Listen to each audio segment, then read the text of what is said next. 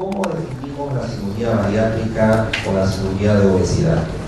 Es un conjunto de procedimientos quirúrgicos que buscan modificar anatómica, funcional y metabólicamente el tracto digestivo para así lograr disminuir el exceso de peso y mejorar o resolver definitivamente, esta es la palabra clave del asunto, definitivamente o a largo plazo, si ustedes quieren, las comorbilidades asociadas a la obesidad, mejorando así las condiciones y la calidad de vida del paciente obeso.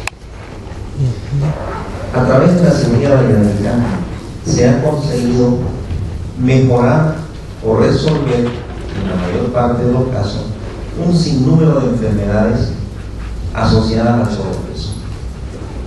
Es el único procedimiento que cura o mejora 5, 6, 7, 8, hasta 10 enfermedades del paciente obeso con un solo procedimiento quirúrgico.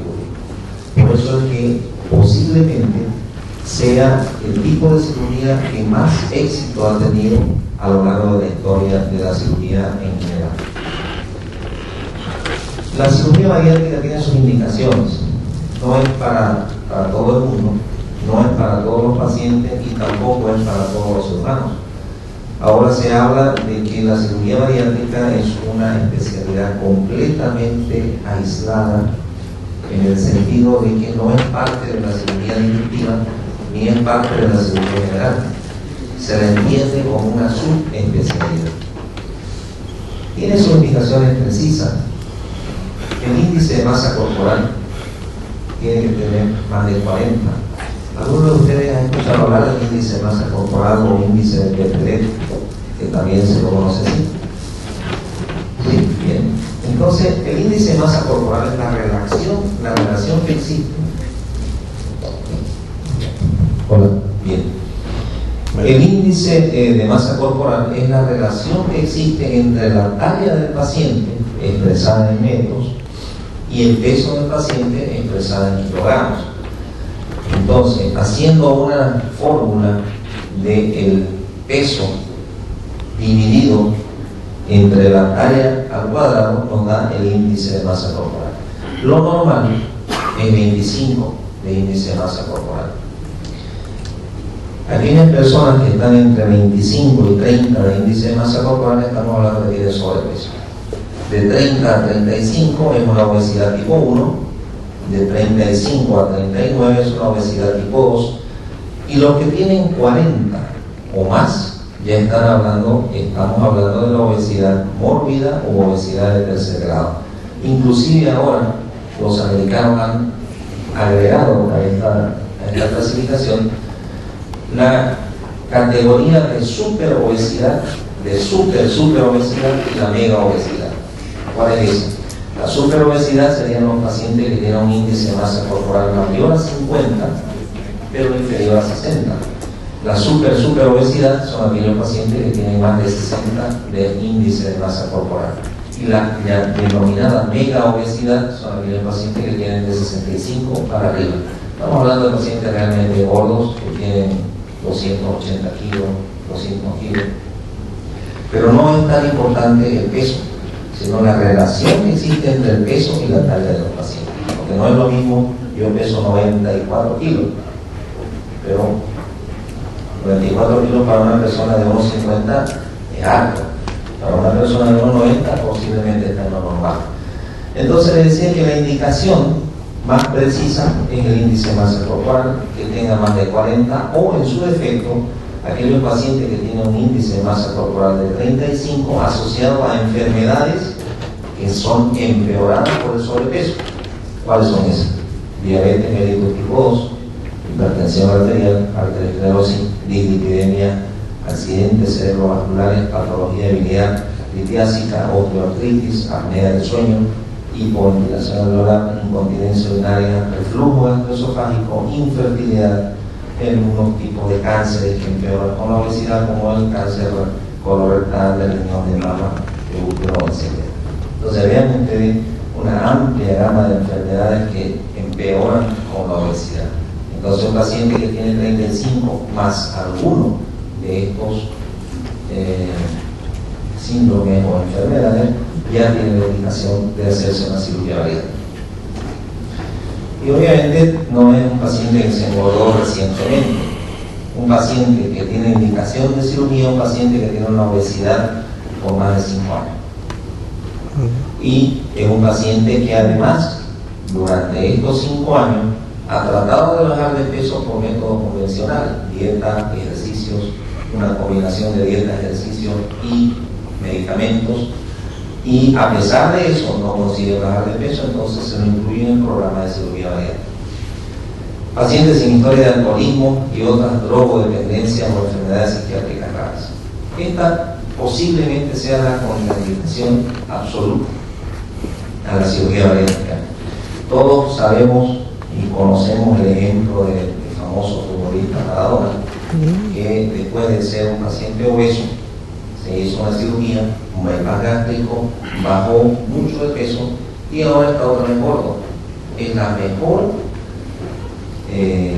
evidencia de que un paciente alcohólico o con algún otro tipo de dependencia, especialmente psicotrópicos, no se deben operar, porque son pacientes que no tienen la estabilidad emocional y son pacientes que se van a volver a engordar en el futuro porque el alcohol engorda. ¿Alguien sabe cuántas calorías tiene un gramo de alcohol? ¿No? ¿Tienen idea ustedes cuánto de calorías tiene una botella de cerveza? Se me ha pegado el viernes a mucho. Una botella de cerveza tiene 180 calorías. La personal. La botella de 600, ¿cuánto tiene la grande? 670, algo así, 3/4 de litro, es el equivalente a comerse una cerveza, a comerse una hamburguesa. O sea que muchos de nosotros cuando salimos los fines de semana comemos 10, 20 hamburguesas en una noche. Entonces, ingerir grandes cantidades de alcohol o ingerir bebidas alcohólicas que son denominadas hiperalcohólicas, que tienen un grado alcohólico mayor de 27, como son el whisky, el ron, el vodka, etcétera, etcétera, engorda demasiado. Entonces, si alguno de ustedes se va a dedicar en el futuro a la cirugía bariátrica, no se lo aconsejo. No operen nunca a un paciente alcohólico, ni menos a un paciente que tenga algún otro tipo de drogodependencia. Los pacientes que tienen entre 18 y 60 años son susceptibles de cirugía bariátrica, aunque esto está cambiando a medida que ha evolucionado la cirugía de obesidad. Antes decían no se puede operar a un paciente que tenga menos de 18 años porque se le va a alterar el crecimiento del paciente. Si operaron a un adolescente o un niño, le vamos a alterar el crecimiento, no va a crecer lo suficiente porque lo vamos a desnutrir, porque esto, porque lo otro, y en el futuro, con el devenir del tiempo y la experiencia que se va adquiriendo, nos hemos dado cuenta que no es así, que pacientes que tienen menos de 18 años o pacientes que tienen más de 60 años también se pueden operar, también son susceptibles de ser operados con una de estas técnicas y que también se benefician de las técnicas de cirugía bariátrica, porque solamente aquel que tiene un familiar, un hijo, un hermano obeso y niño sabe el sufrimiento que le lleva esa obesidad. Los niños son crueles, los adolescentes son aún más crueles. Un gordito en blanco de burlas, de abusos, de todo tipo de discriminación y de aislamiento. Entonces estos son pacientes que terminan con graves problemas psicológicos, con problemas serios de aprendizaje, abandonando los estudios y inclusive una altísima tasa de suicidio en adolescentes asociados a la obesidad. Entonces, a raíz de esto, se ha determinado que es preferible operar con una técnica no tan invasiva como vamos a ver a continuación, adolescentes obesos, y también ahora extrapolando esa experiencia al otro grupo extremo, los pacientes ancianos que pueden ser operados. Es imprescindible que para operar a un paciente haya una adecuada comprensión de las alteraciones que le vamos a producir a través de la cirugía y que este paciente se adhiera al tratamiento y a las medidas propuestas, porque la cirugía bariátrica significa un cambio total en la calidad de vida del paciente, en los hábitos nutricionales del paciente y en los hábitos de vida propia. El problema no termina con la cirugía, el problema comienza con la cirugía. Un paciente que se opera de obesidad es un paciente que tiene que estar pegado a su médico probablemente por el resto de su vida. Porque así es el gordito que se opera le duele un miedo y viene a que uno vea.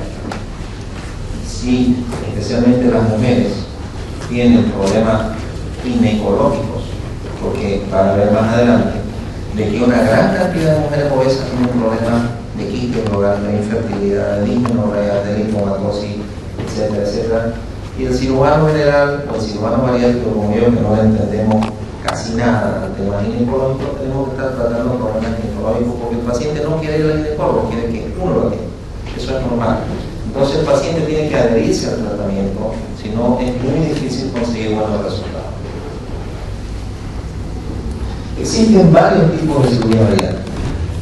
Las variantes son muchas, pero se las pueden clasificar en tres grandes grupos: los procedimientos restrictivos, que es la banda gástrica, la gastroplastia vertical con banda; los procedimientos mal absortivos, que es la derivación yeyuneal y la derivación biliopancreática; y los procedimientos mixtos, como el bypass gástrico, que es el tema que me encomendaron hablar y mostrarles un poquito sobre esto. Aquí hemos graficado las técnicas distintas de cirugía bariátrica. Debemos tener un tracto digestivo alto normal, esófago, estómago, duodeno, y las distintas técnicas. Esta es una gastroplastia vertical anillada, también denominada cirugía de Mason, que lo que hacía era crear un orificio en la parte alta, cerca de la curvatura menor del estómago, a través de una estructura mecánica circular primero y después lineal hacia arriba, y ponerle una banda fibrosa. Generalmente se utilizaba el polipropileno o el silacil como material. ¿Qué es lo que hacía? Restringía la cantidad de alimentos. Vean ustedes que aquí queda un pequeño reservorio gástrico, y el paciente, al ingerir pequeñas cantidades de alimentos, esto se llenaba, el paciente conseguía una saciedad de reposo y dejaba de comer, y se llenaba hasta que se vaciaba este pequeño reservorio. Pero esta técnica tuvo muchos problemas. Primero, que el paciente aprendió a comer, y en vez de comer alimentos sólidos, empezó a ingerir milkshake, dulce de leche, chocolates, que son líquidos y pasa igual, pero pasa gota a gota, pasa igual. Entonces al final los pacientes terminaron otra vez gordos. La mayoría de estos pacientes se reoperaron. Esta técnica se abandonó por la alta tasa de fracaso, porque el paciente gordito fue terriblemente mañoso. Entonces le pide a todos.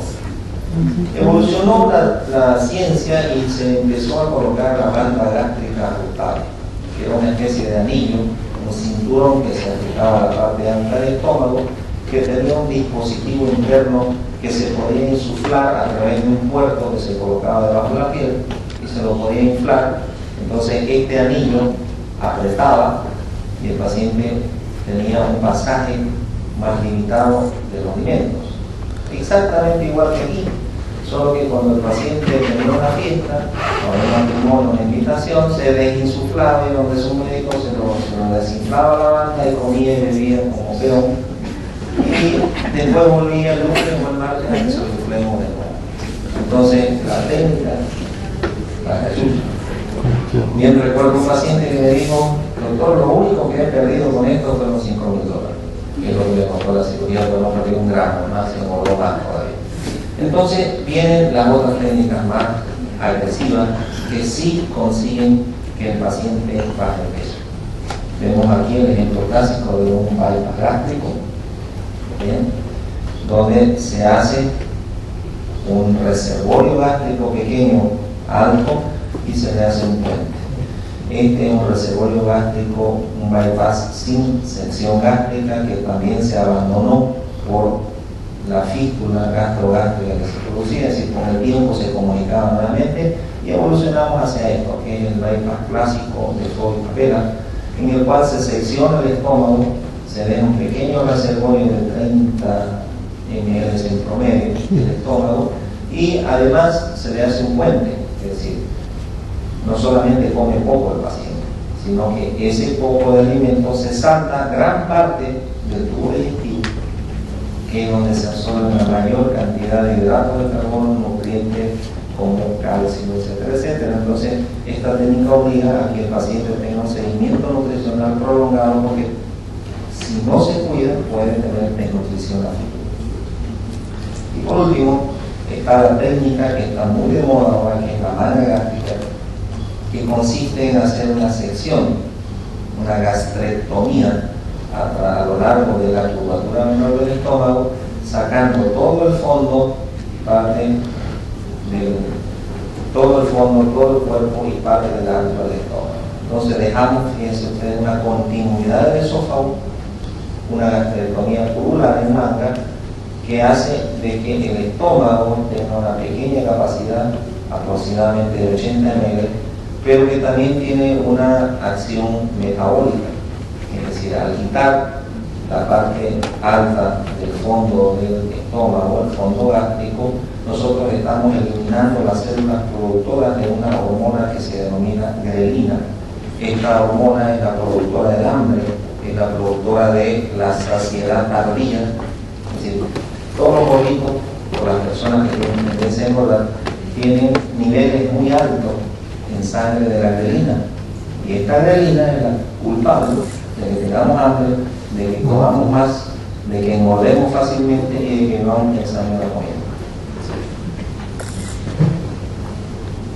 Bien, ¿cuál es la justificación de la cirugía bariátrica? Vean ustedes la gran cantidad de enfermedades que mejoran con la cirugía bariátrica. Pero alguien dirá, bueno, pero si yo lo hago bajar de peso a este paciente, todas estas cosas también van a mejorar. Hay un doctor que es el gran detractor a nivel local de la cirugía bariátrica, que se dedica a hacer tratamientos nutricionales, los encierra a sus pacientes, les hace dieta, ejercicio, etcétera, etcétera, y de verdad consigue que bajen de peso. El problema es que se salen de su dieta y después de 15 días están igual de gordos como estaban. Entonces, el problema, les decía, no es bajar de peso, es mantener esa pérdida de peso. La palabra definitiva es muy importante en el concepto de la disminución de peso. De nada sirve bajar de peso y volver a engordar, es peor bajar de peso y volver a engordar, lo que se denomina el efecto ascensor, que quedarse gordo. Si alguno de ustedes tiene la intención de hacer dieta, el lunes empiezo la dieta, así dicen todos, y va a engordarse de nuevo, mejor que ese gordo, porque le va a hacer menos daño a su cuerpo que estar subiendo y bajando de peso. Es peor. Lo importante es que a través de la cirugía bariátrica se consigue mejoría o curación o resolución de muchas de las enfermedades. Vean ustedes, las migrañas se curan en un 57% de los casos. El pseudotumor cerebral en el 96% de los casos. Existe también el pseudotumor, aquí hay un error no cerebral, en mixomatoso, en el pericardio, también tiene el mismo porcentaje de curación. La cirrosis o la esteatosis hepática no alcohólica se mejora en el 90% de los casos y se cura casi en el 40% de los casos. Porque los gorditos tienen hígado graso, o sea, no es que uno engorda por fuera, engorda también por dentro, el hígado también engorda. Y al haber la infiltración grasa en el hepatocito de los espacios cortos, empieza a producirse una fibrosis, una especie de cirrosis que es más dañina que la cirrosis alcohólica. O sea, es peor ser gordo que ser alcohólico. Es peor ser obeso que ser alcohólico, porque su hígado sufre más por la invasión grasa, que se va degenerando en el tiempo y termina en una cirrosis y en un cáncer. Entonces, la diabetes mellitus tipo 2 se mejora, se cura en el 83% de los casos y se mejora en casi el 100% de los casos. En el 83% se cura, según las estadísticas internacionales y según el promedio internacional, pero mejora en un 12 a 13% restante, es decir, que sumando los dos hace casi un 100% de éxito en la cirugía en lo que respecta a la diabetes mellitus tipo 2 en pacientes jóvenes. El síndrome de ovario poliquístico, lo que decía, casi 80% de curación, se le quita el bigote también a las mujeres, 100% de resolución de la disfunción menstrual, mejora tremendamente la parte ginecológica en las mujeres con la pérdida de peso a través de la cirugía bariátrica, lo mismo que el padecimiento de la vena varicosa, la depresión mejora, la apnea del sueño obstructivo. Esto es algo fantástico, porque casi el 100% de los pacientes, en la experiencia que yo tengo, el 100% de los pacientes que roncaban toda la noche, que no dejaban dormir ni a su pareja ni a la familia, se curaron.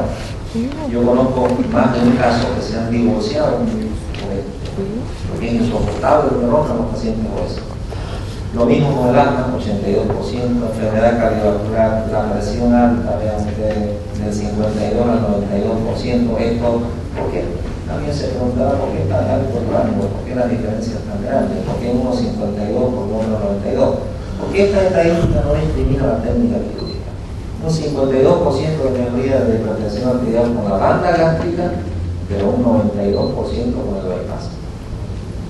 Entonces, dependiendo del paciente, dependiendo del tipo de comorbilidad que tenga, nosotros vamos a indicar qué tipo de cirugía tiene. No es una misma cirugía para todos los pacientes, ni es un mismo paciente para todas las cirugías. Hay que personalizar cada uno de los pacientes. La mortalidad de un paciente obeso, mórbido, que no se opera, es muchísimo más alta que la mortalidad en el grupo de los pacientes operados. Esto de aquí es muy importante porque muchos endocrinólogos, y seguramente ustedes van a escuchar hablar de que la cirugía bariátrica es peligrosa, que se mueren muchos pacientes, que es cara, etcétera, etcétera. Que en Estados Unidos, donde ustedes saben que todos los procedimientos quirúrgicos tienen una cobertura por el Sistema Nacional de Salud, estaba excluida la cirugía bariátrica, es decir, no le cubría la cirugía de obesidad a los pacientes. ¿Por qué? Porque había mucha resistencia, mucha oposición, y los endocrinólogos se resistían a que un cirujano les cubre a su paciente diabético a través de cirugía. Entonces se oponían fuertemente, y no fue sino hasta que la evidencia fue demasiado arrolladora en que un paciente diabético se cura en casi un 85%, se cura en casi un 85% y mejora casi en un 100% de los casos. Entonces aquí surge una pregunta: si alguno de ustedes tuvieron familiar del primer grado, papá, mamá, esposa, hijo, diabético y obeso, y sabe que posiblemente se va a curar con la cirugía bariátrica, más que posiblemente, casi seguramente con un 85% de certeza, ¿lo harían operar? ¿O seguirían con su endocrinólogo, que es muy amoroso, muy cariñoso, que lo trata muy bien a su papá, a su mamá, a su esposa, a su esposo, y que le da tabletas todo el tiempo, pero usted ve que su paciente va a ver desmejorando a lo largo de los años? Ahí le dejo la inquietud. Y ya entrando en tema, el bypass gástrico es esto que ustedes ven: crear un reservorio gástrico pequeño de aproximadamente 30 ml de capacidad. Algunos lo dejan de 40, otros de 50, otros de 45. No es importante eso, lo importante es limitar la capacidad gástrica. Vean ustedes que el estómago tiene entre 800 y 1200 ml de capacidad, de acuerdo al tamaño del paciente, obviamente. Entonces, reducir esta capacidad de almacenamiento del estómago, crear una unión entre el intestino distal pequeña con un orificio de salida pequeño. Por eso le dejamos un orificio enorme, la comida va a pasar recto y el paciente va a tener muchos problemas. La comida se tiene que detener, los sólidos por supuesto, en el estómago, crear una distensión para que haya la respuesta neuronal y el cerebro reciba el impulso de saciedad y tenga un vaciamiento gástrico no acelerado, es decir, normal. Entonces es importante, fíjense ustedes, aquí va el primer concepto: reservorio gástrico pequeño, un orificio de salida calibrado, no muy grande, 12 milímetros es lo que dicen, pero si lo dejan de 13 o de 12 y media, ahí se enoja. Si lo dejan de 25, sí, va a tener problemas.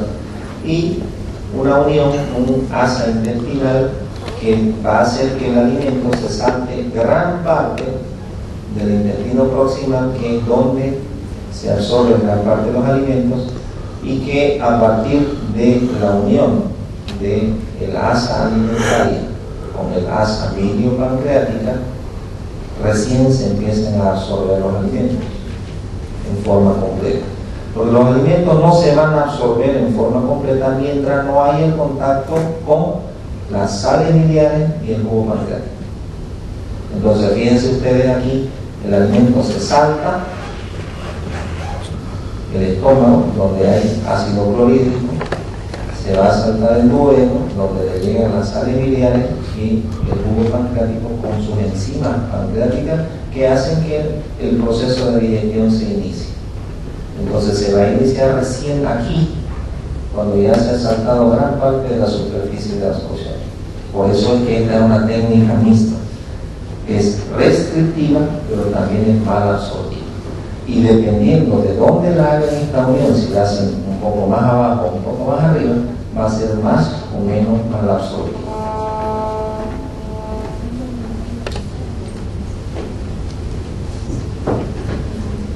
¿Qué paciente se beneficia más con un bypass? Independientemente de su índice de masa corporal, si es muy alto o muy bajo, todos los pacientes se van a beneficiar con el bypass gástrico. Pero los que más se benefician son aquellos pacientes que tienen comorbilidades más severas o mayor número de comorbilidades. Seguramente la doctora que va a poner a continuación, la doctora Rosa, sabe muy bien lo que es el síndrome metabólico y ha tratado muchos pacientes con síndrome metabólico. El síndrome metabólico es la asociación de enfermedades metabólicas como la diabetes, la hipertensión, la dislipidemia, la arteriopatía, la apnea del sueño, el aumento de la cintura, el perímetro abdominal, que en conjunto hacen de que se denomine esto el síndrome metabólico o el desastre metabólico. El paciente con síndrome metabólico tiene una sobrevida muy corta, muy corta. Si es obeso con un síndrome metabólico, no le va a durar 10 años, con seguridad. Bien, entonces lo que les decía, el tamaño del pouch que nosotros hacemos tiene un volumen de 20 a 40, 30 en promedio.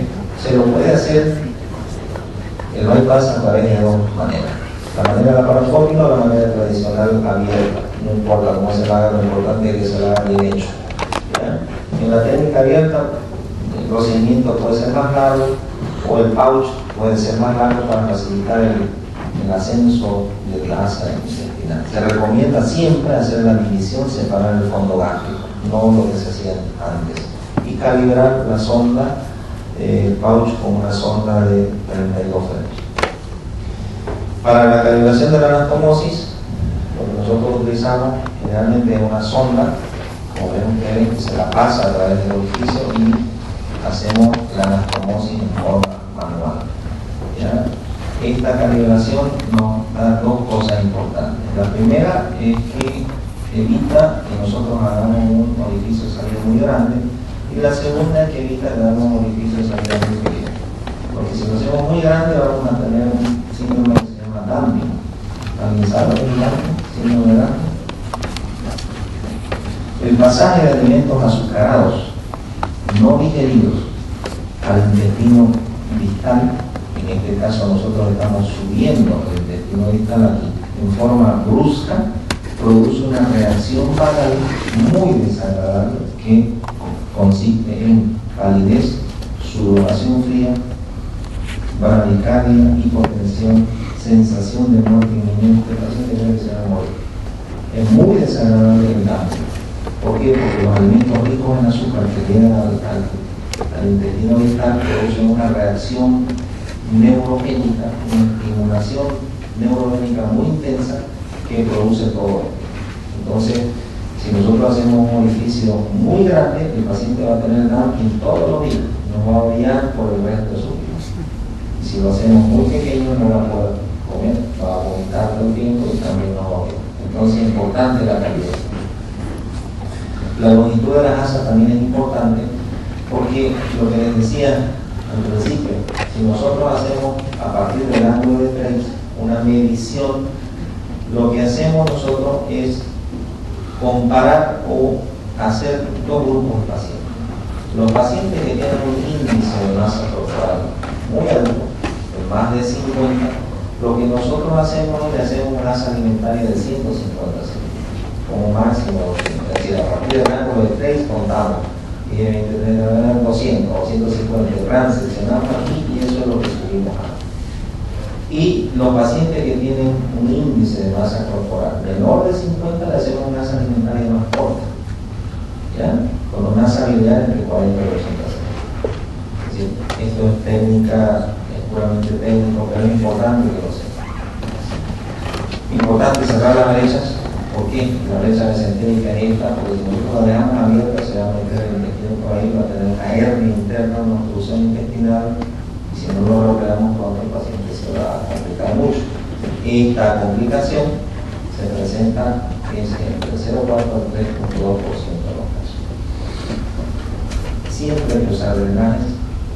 Mucha gente dice no la usa, no hace falta, pero nosotros le ponemos siempre un drenaje, porque cuando hay una complicación y viene el juez a preguntarle por qué no le dio drenaje, pues ahí es cuando uno se arrepiente de haberle dado drenaje. Muchas veces no sirve, pero cuando el juez se presenta sí sirve drenaje. Y este es un procedimiento que tiene complicaciones, no es un procedimiento inocuo, al ser un procedimiento mayor, un procedimiento quirúrgico mayor, tiene complicaciones. Una colecistectomía, que es considerada una de las técnicas más fáciles, una de las técnicas más reproducibles y una de las técnicas que todo el mundo hace, también tiene complicaciones. Entonces, imagínense ustedes un procedimiento como este que es muy grande, que es uno de los más grandes dentro de la cirugía abdominal, seguramente va a tener complicaciones. ¿Qué complicaciones tiene? Hemorragia intraabdominal, que se presenta poco, entre el 0,6 y el 3,3% de los casos, pero se presenta. Y cuando se presenta dando dos tipos de sintomatología. Una, la hematemesia, el paciente vomita sangre, o segundo, la enterorragia, el paciente detecta sangre. Y ahí hay que hacer algo para corregir. Esta es una de las complicaciones más temidas por el cirujano bariátrico, la fístula. Las fístulas son las fugas a través de alguna anastomosis que hemos hecho nosotros, ya sea la anastomosis gastrointestinal o la anastomosis enteroentérica, el pie de asa. Generalmente se presenta acá, en la gastrointestinal o en la unión o en el punto de sección de la estructura mecánica cercano a la ángulo gris. Esta es la complicación más común, se presenta entre el 0 y el 5%. Y su tratamiento va a depender de cuándo identificamos la fístula. Si lo identificamos de forma temprana, es decir, dentro de la semana de la operación, generalmente tenemos todavía el drenaje puesto que puede dirigir nuestra fístula. Si no tenemos un drenaje, hay que poner uno, ya sea percutáneo o quirúrgicamente, y colocar una sonda de alimentación enteral, es decir, una sonda que pase esta anastomosis y que descargue el alimento más allá del punto de fuga. La fístula tiene una gran repercusión clínica. Si van a tener un paciente obeso operado con una fístula, saben el drama que es esto. Ven ustedes como una fotografía de un paciente nuestro que es un paciente que se descompensa muy fácilmente, es un paciente que tiene muy larga estadía hospitalaria, es un paciente que tiene grandes posibilidades de morir. La mortalidad de la fístula en pacientes obesos es muy alta. En nuestro medio es todavía más alta porque no tenemos muchos recursos como colocar el stent como un gran soporte en terapia intensiva, un gran apoyo de multiespecialidades, nutricionista, infectólogo, clínico, terapista, fisioterapia, etcétera, etcétera, etcétera.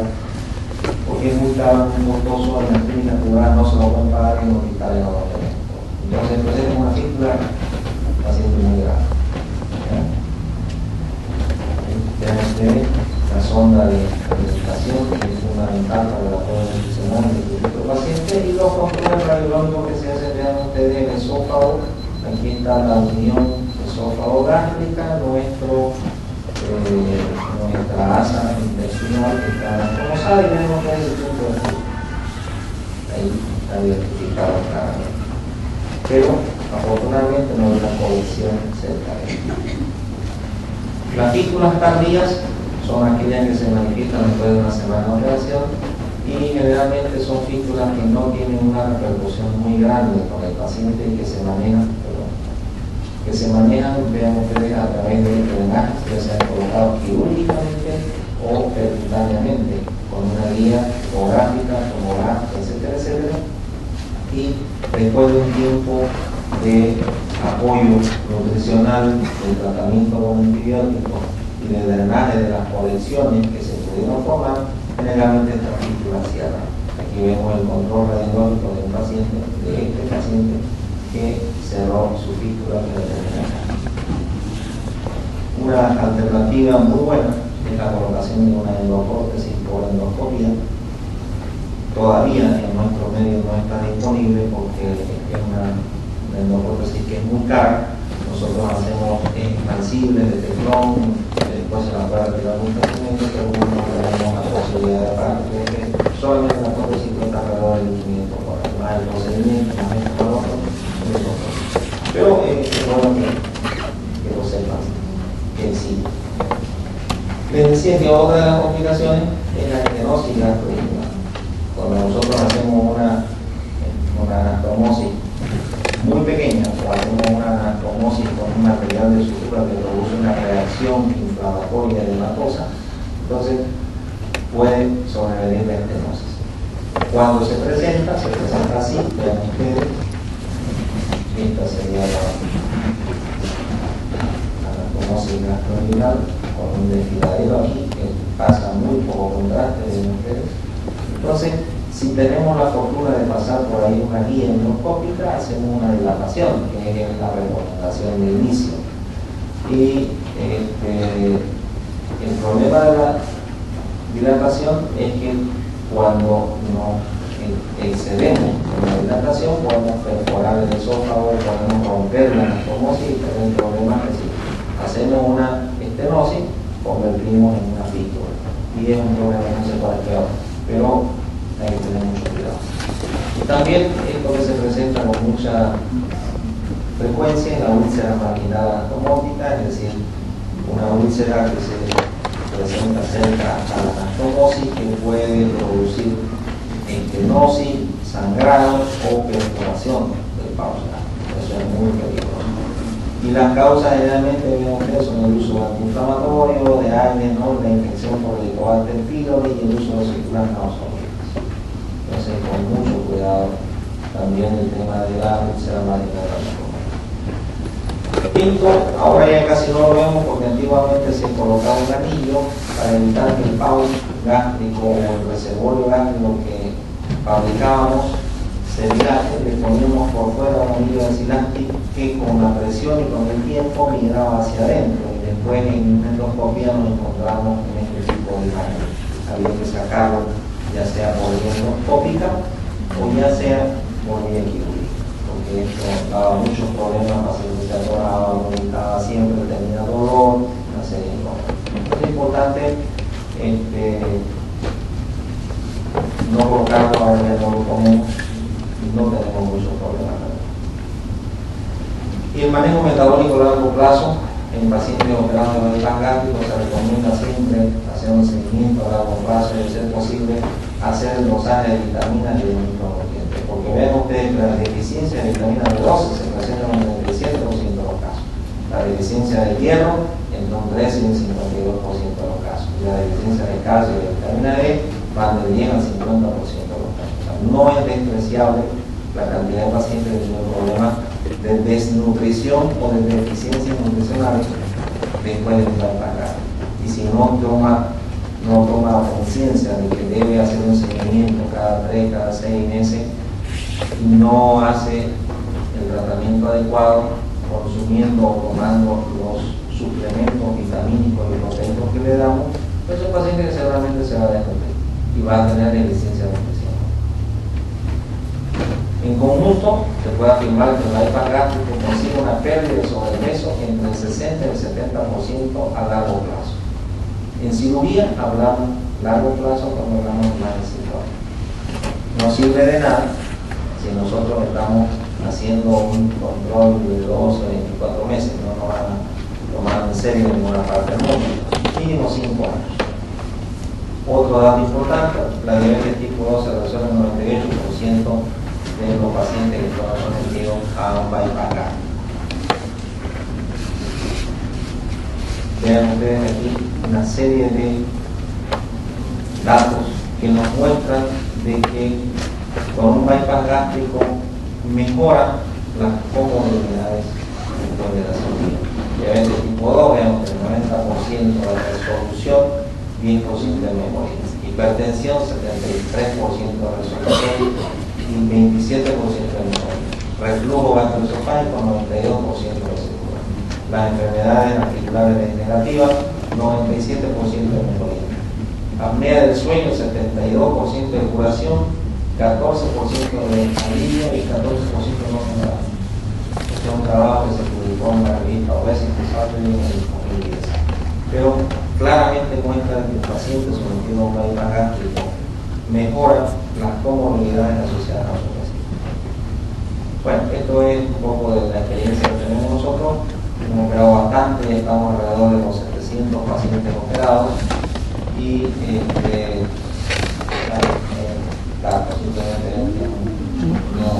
este fue nuestro primer paciente que operamos en Santa Cruz a través de la laparoscopia, así de lindo.